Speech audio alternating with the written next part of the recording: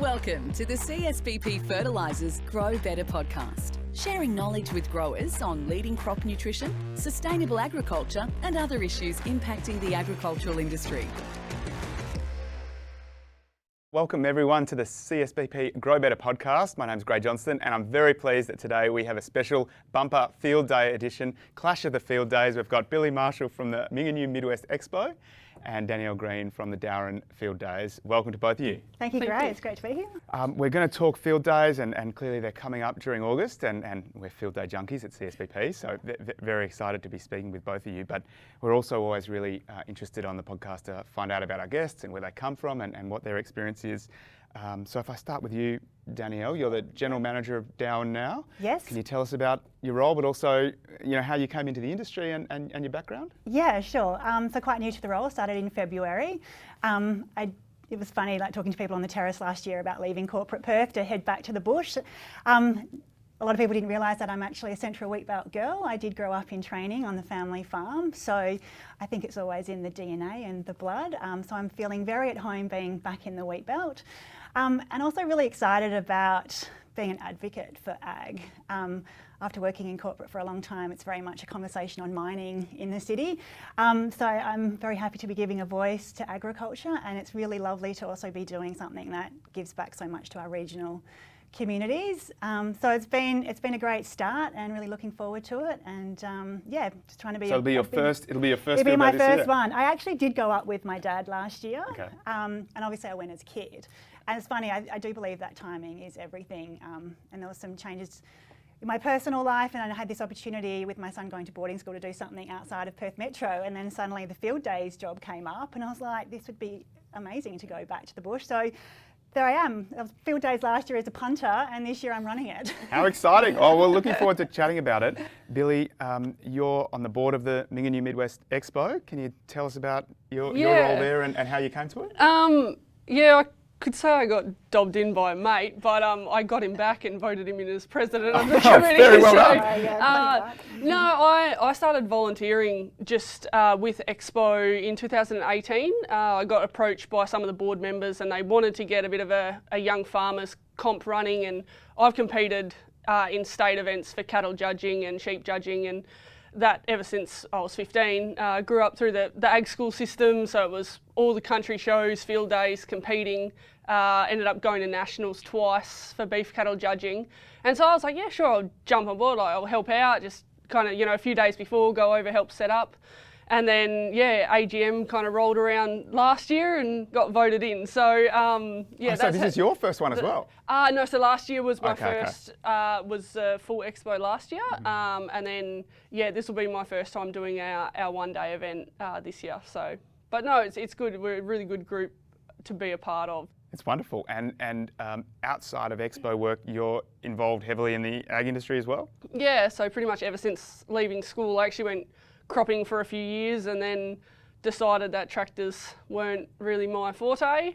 And I'm passionate, always have been passionate about beef cattle, and so worked for a cattle vet based out of Dongra for 3 years, and then last year purchased half the business off him, and now work for myself for running a pregnancy testing business. So it's a lot of time in the car, but I just get to travel around, talk to farmers. Everyone's passionate about what they do, ask them how much rain they've had and how the crops are looking and whatnot. So no, it's always kind of had a foot in the ag business, never on a family farm or anything of our own, just working for other people and that. But I think it's irrelevant how you start. It's the difference you can make once you're in it. So no, I'm stuck in it now. Very good. I'm sure everyone is pleased to have you around at the Mingenew Expo. So I guess to start for both of you, I get the sense that coming out of a couple of years of COVID and people's activities being constrained, that people are excited to get back out there again and engage with the community. Is that the sense? How are things shaping up for your various field days this year? Yeah, no, absolutely. We're at full capacity this year, so hugely overwhelming response from our exhibitors. They also want to go larger. So that's even more exciting. We're going to have these great activations, fantastic displays. Borders open, our interstaters are coming back, and it's great to see some newcomers as well. So yeah, pretty exciting that everyone's super excited to be connecting again. Danielle, you're also having a crack at bringing field days to Perth this year. Can you tell us a little bit about that initiative? Obviously, we want everyone to be coming to Dowerin and also travelling past beautiful canola fields and coming up to visit our farming communities, but it is very much a farmer's day, putting them in front of the supply chain. We're really passionate about promoting agriculture to a greater audience, so we're doing a Perth-based lunch from a C-suite level to a broader audience to promote agriculture and promote the wheat belt. We obviously all know how great it is when we're there, but we need to tell people in Perth too about how amazing ag is and how proud we should be of our farmers, and what challenges and opportunities there are in the industry that people go to a supermarket and don't necessarily make a connection. And we do realise that a lot of our growers and producers are going through changes. You talked about the workforce issues before. So we're bringing together a group of CEOs, and we're getting Alana McTurnan as Minister on stage to talk about all of these issues. So we've got Tony Mayer coming across from Canberra from the National Farmers Federation. Your Managing Director is coming along as well, which is really great, Mark Scatena. We have Paul Slaughter from Harvest Road, Ben McNamara from CBH Group, and Brandon Stennett's coming across from Sydney from CNH Industrial to talk about autonomous machinery moving forward. We want to also be promoting the future of agriculture. It is a great career opportunity for young kids as well. So that's a really exciting extension to the Dowerin Field Days program by doing a city event and being across the state to promote agriculture and to promote regional communities. That's wonderful. Yeah. And similar for Mingenew, notwithstanding shifting to a one-day event this year? Last year we actually had one of the biggest responses we'd had after having the year off because of COVID. And that was really positive. And so this year we have changed our format a bit by going to a one-day event. But no, the interest has definitely still been there. And unfortunately, there's not a lot else that happens in the town of Mingenew. Pretty much we have the races and we have Expo, and unfortunately the races were cancelled this year, so Expo is the big day out, and we really try and involve a lot of our grower groups around the whole region and Midwest and try really bring everyone together and make it the day to catch up. And yeah, whether it just being the one day event this year, we haven't seen a decline in interest at all. So it's really exciting. And so you talked both about bringing people together. I mean, that seems to me to be a key theme or a key benefit of why we have field days. I mean, can you speak a little more around, how you perceive the benefit of field days to the community and what people get out of it? Yeah, so we obviously did a bit of a review of our marketing and our brand and where we stand and what we stand for, and we've come up with a new tagline of growing industry, seeding connections, cultivating community. I think a lot of narrative around field days is about the community impact, but it is the most important platform for ag. Yeah, we bring the entire supply chain together. It is an industry event. We put all of the businesses in front of the farmers that support their operations. So it is very much a one-stop shop and a vital information highway as well. And then that connection piece, country people love to come together. I think it's really important with the remoteness that we are doing these types of events to bring the entire industry together. And then the benefit of all of that is that it all flows back into the regional communities. So for us, it's a threefold effect about supporting the industry, supporting sort of the well-being of our people by bringing them together and having that connection piece, and then obviously, tipping back straight to community and growing regional communies. Does much business get done at the field days? Absolutely. Yeah. Generally after 5 o'clock too. But no, it's very much the same for Mingenew. As I said, there's not a lot of events that happen in those kind of more regional areas, and for us, we're seeing a massive increase in property size and the work that's going into farming. At the moment, it's not, you've got 100 people that have 100 hectares each. You've got one bloke with 1,000. And the workload is just increasing, but the number of staff is not. And I think especially after COVID and having the limits on getting backpackers in and interstate travellers, we really saw a lot of pressure hit a lot of our local farmers and producers. And yeah, it's a bit disappointing to not be able to catch up with your mates or see anyone. And that's a really big thing for us at Mingenew Expo, is creating that network between everyone in the supply chain, bringing them together, but also to check in on each other. Like, it's great to do business, and we find generally if you're in that happier mood, you're probably more inclined to conduct some business, but really just to check in on the mental state of everyone as well. And we've really noticed in the last couple of years, or we've tried to highlight it with our board to make that a focus as well. And is there a specific way you talk about that you're doing, you're casting that focus this year at Mingenew? This year at Mingenew, we have actually got, we're setting up a bit of a different format with having guest speakers and putting a few panels on during the day. And we have actually got Brad Hogg, who is the Rural Ambassador for Lifeline WA, is going to come and attend. So no, we're really excited to just try, spark up those conversations and engage with everyone, and really just try to open those conversations up and make it's okay to not be okay sometimes, and not to necessarily take the attraction away from all the machinery, but it is just a really good opportunity to bring everyone together in that sort of comfortable environment. And that's what we want Mingenew to be, is a comfortable environment for everyone to come and attend. That's wonderful. And Danielle, you talked about a new tagline at Dowerin. Are there other new innovative things happening at Dowerin? Look, the ethos stays the same, and it's an iconic event, so we're not going to change too much up. But we have rezoned a few areas just to make it a little bit more consistent with product offering. It was a little bit scattered in some areas, so there's more context around that. We have created a few more hubs around the food areas to incorporate the entertainment side, just so that there's like a chill out area so people can actually come for the entire day, do the business that they need to do, but they can also sit down and relax and then do that connection piece and get together and chat with their mates, and the families can come along as well. We do obviously the core agricultural business, but there's also non-agri products there. So we have a dedicated motoring outdoor leisure centre as well. Our lifestyle pavilion's been completely overhauled this year. It's going to be more Expo feel with partitioning as opposed to just chaos.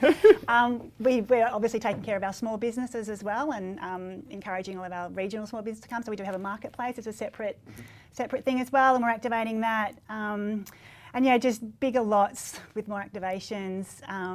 So fundamentally nothing too new, but I like to say the word finesse. We've just finessed a few things. And I mean, ultimately, it's a live event, and we want the experience to be beneficial for everyone. And people are travelling great distances to come and visit us. We do have people coming down from Geraldton, up from Esperance, so we want it to have to be a great day out for everyone. And you touched before on the impact to community, and I know you do a great program with your volunteers and how they can give back to the community. Yeah, I mean, obviously the Dowerin event is the largest in the state, so we wouldn't be able to pull it off without our volunteers. They are paid volunteers, so they apply to be part of our volunteering program, and they're paid an hourly rate, and they nominate a community non-for-profit or a community organisation of choice, and the money will then go to that community. For example, like the hockey club will all get together and do their volley hours, and then they'll go re-pitch their turf. Wonderful. So that's great. So last year we tipped in $75,000 back into the community through the volunteering program, and they've got a variety of jobs. They're on our gates as marshals, they're flipping burgers in the burger bar. They're also, taking care of some of our VIPs. So very varied roles, but crucial.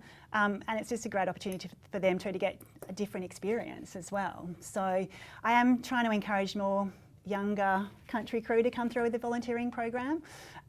It's a great way for them, to be out with their mates as well, and, putting back into local footy club and all that sort of stuff. So yeah, without the volleys, it wouldn't happen. And Billi, is there anything from a community investment perspective that Mingenew is doing? In the past, up to last year, we did a grant system as well, so community groups could apply for funding through the Mingenew Expo, and all of our funds go back into the community. Last year in April, Cyclone Seroja actually tore straight through the heart of the Midwest and took out half of Mingenew with it, along with a lot of surrounding towns. Everyone, I think the media covered the damage to Kalbarri and a few closer coastal towns like Northampton and stuff like that, it's all devastating, but there was towns 300 k's inland that got torn to shreds. So last year the board actually made the decision quite early on that all of our funds would be donated to the Lord Mayor's Disaster Relief Fund. And so in October last year, we donated $50,000 to the Lord Mayor's Fund to go back to the Cyclone Seroja victims, which funding is still going out now. But yeah, there was 400 power poles have been replaced in the Midwest alone. There was 875 homes or businesses that were damaged or destroyed in it. Like, people were left homeless after that, and so it was something Mingenew could do directly, that we would not only just give back to the Mingenew community, but everyone who was affected. And we didn't want it to just go back into our town, but there was a lot of people far and wide that were affected by Seroja, and so that's why we went through the Lord Mayor. And yeah, it's really positive to see that people are getting access to that funding, and yeah, hopefully getting their homes and lives back in order. It's really great to hear of those initiatives from both of your events, and you talked there, Billi, about challenges from weather, and that's not just to the field days, that's to everyone and every day in agricultural communities. But are there other challenges you guys are seeing as you organise your respective field days this year? We've talked about the interest and the positivity. Is there anything Definitely. on the horizon? Yeah, look, compliance is an issue. We're obviously all aware of WorkSafe legislation that's come through, and I think most farmers would be across the liability on that. And also as a board member, Billi, you'd be aware of your responsibilities. Mm-hmm. It's taken up a fair bit of my time to ensure that Dowerin is safe. You know, we must have a safe event for all of our stakeholders. So not so much a challenge, but obviously we need to be up to date. We're all well aware of price increases as well, so you know, doing the best we can to deliver an amazing event on budgets that were set prior to a lot of price increases coming in. So that's been a challenge, because obviously we don't want to skimp out on anything. So I have been hitting the terrace a bit, trying to raise some sponsorship around that, and really pleased that we've had so Harvest Road are actually coming for the first time, part of Dowerin Group, to exhibit, and they've also come on board as a major sponsor, which is fantastic. And then getting support from other corporates in terms of Euros Hartleys. I have a great law firm in Bennett & Co, which I need their support too from the compliance side and the legal side. So yeah, so just making sure that commercially that we're operating, you know, in the best way forward, so we can get the best result for all of our stakeholders. And then my big challenge coming up will be to make sure all of our visitors buy their tickets online. Okay. I'm pushing for that really hard. It's always been a thing of rock up at the gate and get your ticket. Queues. Much easier if you're buying your ticket online beforehand. So all of my comms coming into August 24 and 25 will be purchased before you come. And that also gives you the benefit of me being able to talk to you before you get there about what's happening and what's going on. We are publishing our own program this year. It's not going to a third-party media organisation. So once you book your ticket, I can send you an e-edition link, and you can then have a bit of a rundown of the entire event program. So all of that sorts of information will be coming from us as an organising committee. So yeah, so that's my next little challenge. But all in all, it's going really well. Everyone's really excited, and yeah, we'll get through it and have a great couple of days. Wonderful. Anything to add there, Billi? Yeah, no, it's interesting you mentioned the online tickets, because that's definitely something we're pushing for as well. But like I said, I think our biggest thing, and yeah, it's not necessarily, it's a challenge, but it's just something that you have to be aware of, and ours was very much volunteers and staffing based in a regional town. Mingenew's 100 kilometres from Geraldton, and there's a bakery. There's a really good bakery there actually, but you know, so to get permanent staff, or to hold on permanent staff, our event probably isn't big enough to warrant someone full time all year, and we're aware of that. And so this year we've actually taken a different approach, and we've actually gone with a third party event coordinator this year, so through an event organisation, and it is actually working out brilliantly at the moment, because we're getting the work done that we needed without having to hold someone on, I guess, you know, following August, that we don't necessarily have the work, you know, towards the end of the year and everyone else is off driving headers and all of that. A big thing that we've kind of heard from exhibitors, not just this year, but in the past, we did quite a lot of surveying last year to really try to get some feedback from our exhibitors, and the machinery shortages across the state is a lot of dealerships, they actually don't have gear to bring. Boom sprays and air seeders and headers, they're showing up and they're going straight to the bloke that was supposed to be at 8 months ago. We've got people are on wait lists for 12 months for their new machinery, and so going with the one-day event, it is actually probably compressed what we're trying to do more, but it really just gives the businesses almost a bit of relief that they can bring one bit of gear or a couple of small bits of gear and really showcase what's new and just get back to that communication and connection with their clients. And that's why we've gone with introducing the seminars this year as well. And really just, we're trying to work with our exhibitors as best we can. And when our major sponsor, Macintosh & Son, they've been a great supporter of Expo for years, and they've kind of said, look, we want to be there, but if we don't have the gear to get there, like, you can't really warrant a 60-metre site for one bit of gear. So trying to just compress it and bring that attraction back to a few major items. We're just, as you said, they're little hurdles, but it's just stuff to be aware of and work your way around. Excellent. Yeah. Look, really interesting to hear. Really great discussion. Certainly fascinating for me to learn about the field days and about the contribution to the local communities. If we had a call to action, it sounds like get out there and buy your tickets. Is that the main message to our listeners from this? Yeah, this podcast? come and Absolutely. come and visit and see it. I think where we put our program out, it's all through the Countryman, and we've actually got quite a bit of information on all of our guest speakers and stuff who we have there. So by all means, have a look at the program. It'll be online as well on the website, on social media, and actually have a look, because we've gone to a lot of effort to get these people there, and it's been really interesting, even on my perspective, talking to these speakers and getting them all organised to come along. It's actually intriguing me more to go and make sure I go and watch the seminars myself. So yeah, by all means, have a look at the program early and plan your day out.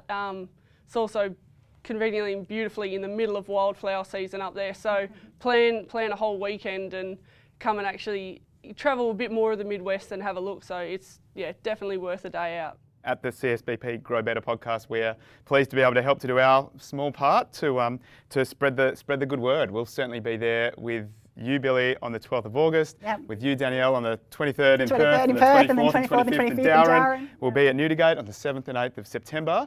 And please, to everyone listening out there, drop past the CSBP tent and come and have a warm barista-made coffee and have a chat to your local account manager, or talk to our team about the things we're working on in the realms of ag tech and agronomy. Some really exciting stuff happening at CSBP as well. That's it from us today on the CSBP Grow Better podcast. Thank you, Danielle. Thank you, Billi, for joining us for a really great discussion. We really thank you for joining us as well out there in podcast world. Remember to subscribe, rate and review, and follow us on your favourite social channels at CSBP Fertilisers. And I've been Gray Johnston. Thank you and goodbye. Ciao. Thanks for tuning in to another episode of the CSBP Grow Better podcast.